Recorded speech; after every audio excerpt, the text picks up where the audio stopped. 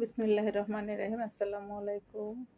এই ড্রেসটা অনেক সুন্দর। এইটার তিনটা কালার, এই ডিজাইনটার তিনটা কালার। তো এইটা একটু ডিপ আসে, ছবি দেখে আপনারা অর্ডার করবেন। জাস্ট বোঝানোর জন্য আমি ভিডিও দিলাম।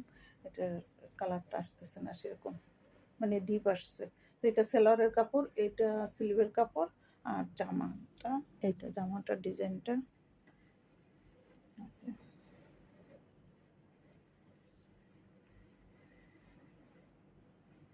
যে এখন যে কালারটা আসছে এটা ঠিক আছে,